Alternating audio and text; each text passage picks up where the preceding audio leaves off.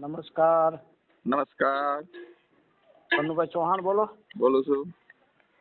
રાઠોડ ગેલાભાઈ મીઠાપુરથી બોલું સાહેબ. બોલો બોલો ગેલાભાઈ.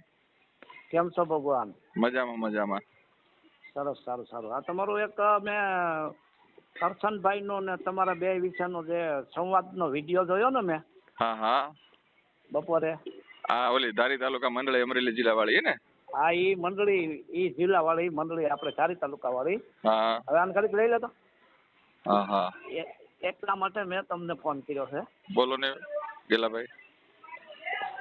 હવે એમાં વાત એવી છે હા કે આપણે 1983માં જે મંડળી જે રચના કરી ને, હા હા. અને એમના પ્રમુખ જે નાજાભાઈ હતા ને, હેગા મારા મામા થાય. બરાબર. એટલે ગેલાભાઈ તમારી ઉંમર કેટલી છે? મારી અત્યારે 65 વર્ષની ઉંમર છે. તો તમે આ મંડળીમાં સભ્ય હા, કાંઈ? મંડળી, હવે હું તમને એ જ કહેવા માંગી રહ્યો છું. હા એ મંડળીની રચના જ્યારે થઈ ને, હા. મંડળી રજીસ્ટ્રેશન કરાવી ત્યારે અમે જ કરાવી છે. તમે હતા રજીસ્ટ્રેશન કરાવવામાં હારે?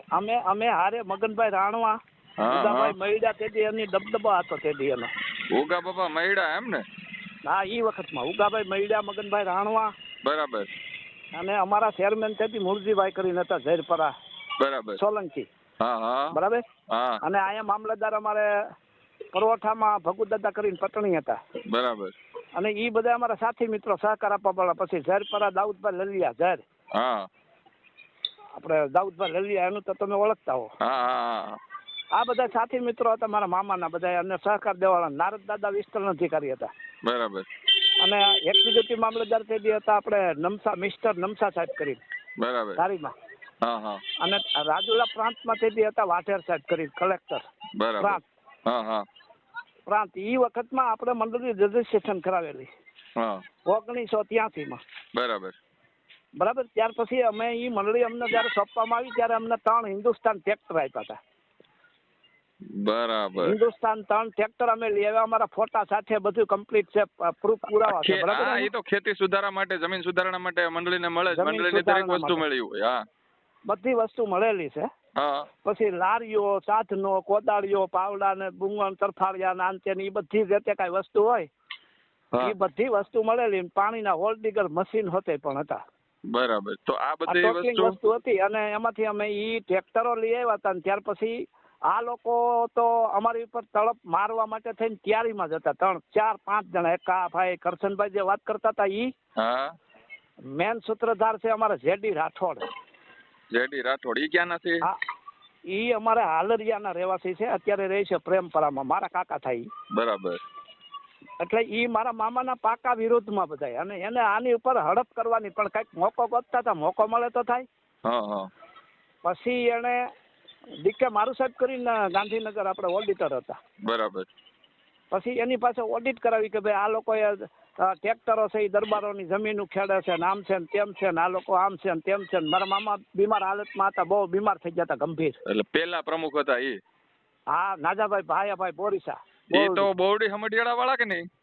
સમઢિયાળા નહીં, નહીં, અહીંયા બોરડી, બોરડી, ખાલી બોરડી આપણે ખાલી સમૂહ ખેતી બોરડી, અંદર. મીઠાપુર, ગીગાસણ બોરડી કહેવાય. હા, ગીગાસન બોરડી. બરાબર. બરાબર. એટલે ઈ બીમાર ગંભીર હાલતમાં હતા. એટલે આ લોકોએ મંડળી ઉપર ઓડિટ કરાવી. અને ત્યાર પછી અમારી મંડળી ફડસામાં નાખી દીધી. ત્યારે અમારા મંત્રી હતા અશોક દાફડા કરીને, ધારી પ્રેમપરા, આપણે અત્યારે ખાડિયાપરામાં રહી છે, આપણે સરસિયા રોડ ઉપર. બરાબર. પેલા જુનાવાસમાં રહેતા. પ્રેમજી દાદાનો ભત્રીજો થાય. બરાબર. બરાબર. હા હા. એટલે આની અંદર આ લોકો મોણવેલ રાજાભાઈ, હા દિનાથભાઈ સિંગલ, આ એ બધા અત્યારે છે ને હામાં છે. હા હા. એ બધા જે છે આપણે પ્રેમજી દાદાનું નામ આવે છે. હા. રાઠોડ અમારા જેડી નું નામ આવે છે. ત્યાર પછી અમારા પાલજીભાઈ ઓફ થઈ ગયા, એ પણ અમારા ભાઈ જ થાય. હા, આપણે આ મુકેશભાઈ ના બાપુજી. હા, મુકેશભાઈ ના બાપુજી. હા. એને બધાએ પછી આ સંગઠન કમ્પ્લીટ કરીને ભાઈ ને પાલજીભાઈ ને પ્રમુખ તરીકે રાખ્યા. અને મંડળી પાછી એને લઈ લીધી. બરાબર. બરાબર. પછી પાલજીભાઈએ 20 વર્ષ વહીવટ કર્યો. 20 વર્ષ? હા, 20 વર્ષ. તમારા મામા પછી? તોય સમાજને કોઈને કાંઈ આપ્યું નહીં. હવે મને એટલું કયો, તમારું નામ શું? ગેલાભાઈ ને? ગેલાભાઈ રાઠોડ, ગામ મીઠાપુર. ઓકે ગેલાભાઈ, તો આજે આપણે ટ્રેક્ટર ને જે કઈ ખેતી સુધારણા માટે જે કઈ સાધનો મળ્યા હતા, એ સાધનો તમારા મામા પછી ડાયરેક્ટ આ જે નવી કમિટી બની એની પાસે જ ગયા હતા? હા, ઈ જે છે સાધનો ઈ અમારી મંડળી અહીંથી આ લોકોએ અમારી પાસેથી ઝડપી લીધી. હા. ઈ મંડળી પછી અમને મામલતદાર સાહેબને અમે બોલાવી અને ગોવિંદભાઈ હોરા કરીને હતા ભાડેરના. બરાબર. અત્યારે નાગબાપુનો ડેલો કહેવાય છે ને એની બાજુમાં એનો ઘાણો હતો. એનો બરાબર. મોટામાં મોટો ડેલો કહેવાતો ત્યાં. હા હા.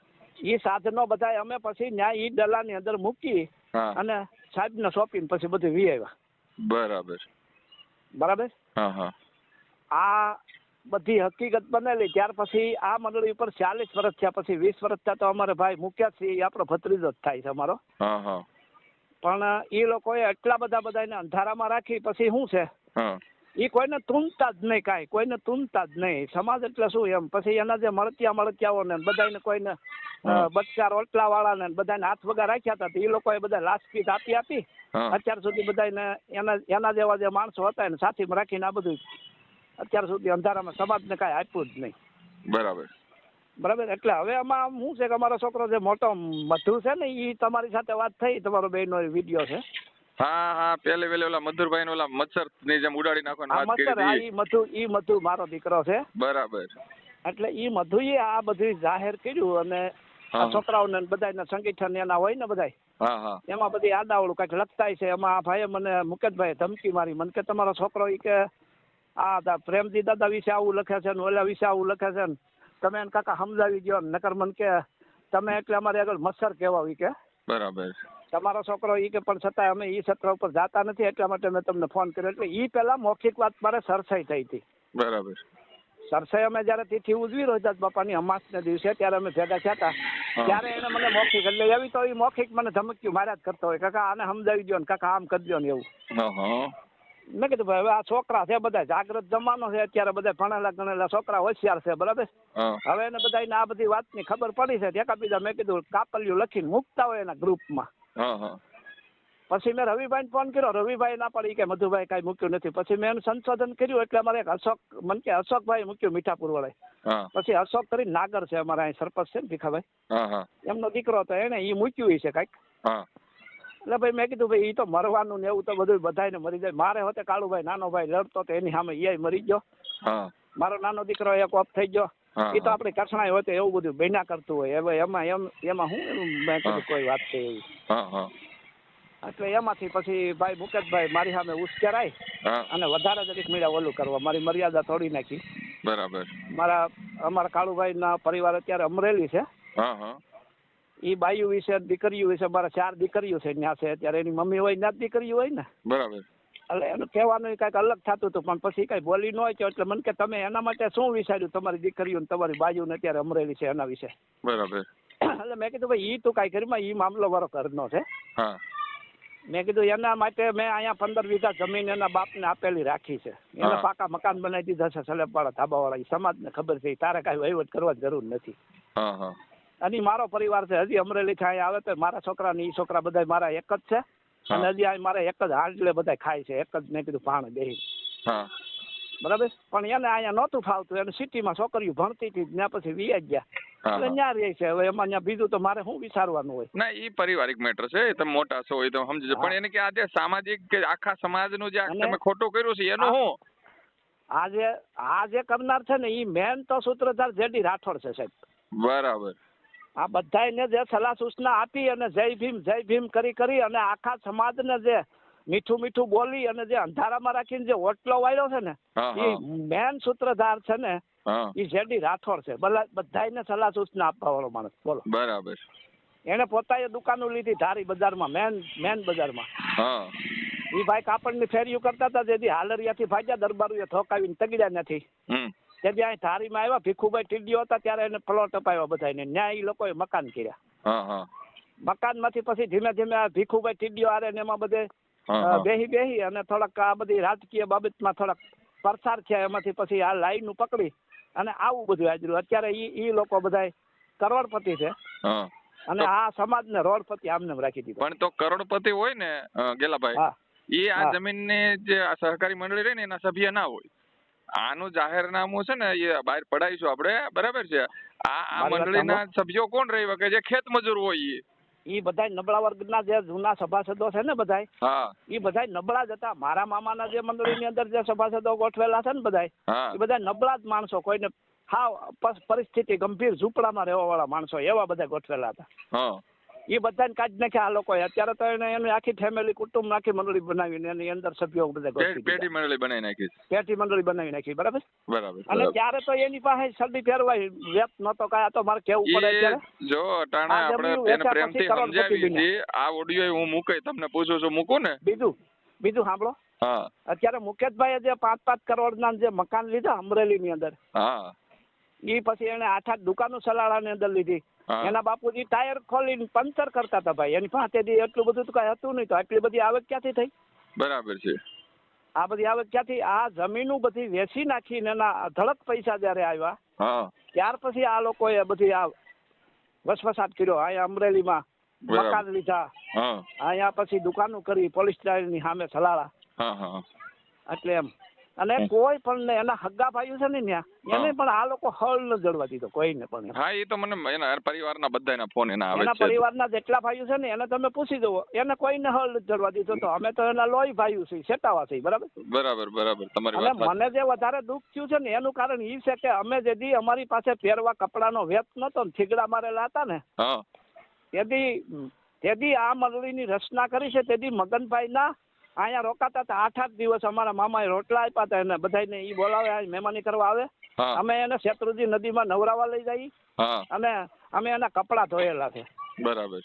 અમે એના થેલા ઉપાડીને અમરેલીની બજારમાં હું અવારનવાર તમને ઓલા ઓડિયો કદાચ તમારા સાંભળાય છે, તમે જોયું હશે કે હવે યુવાનો જાગૃત થઈ ગયા છે ને, હવે સેના બહાર નીકળે છે. બરાબર.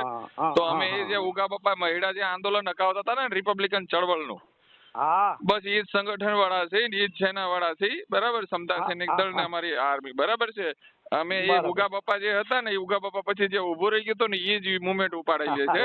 યુવાનો બહાર નીકળશે અને અમે મૂકવાના નથી. અમે હજી પ્રેમથી સમજાવી છે, જેટલું થાય એટલું પેલા પ્રેમ. એટલે હજી એને પ્રેમથી સમજાવો, સમજી જાય તો સારું. તો આપણે એ જ છે કે ભાઈ ઘરનો મુદ્દો છે, પરિવારમાં સમજી અને રાખી, નકર કોઈ નહીં રહે. ઈ હોતે છેલ્લો છે. આપણા સમાજને વેર વિખર કરવા કાંઈ માંગતા નથી. આપણે તો આપણો સમાજ કાયમી એક ખાણામાં ખાય, આપણે એવું ઈચ્છીએ છીએ.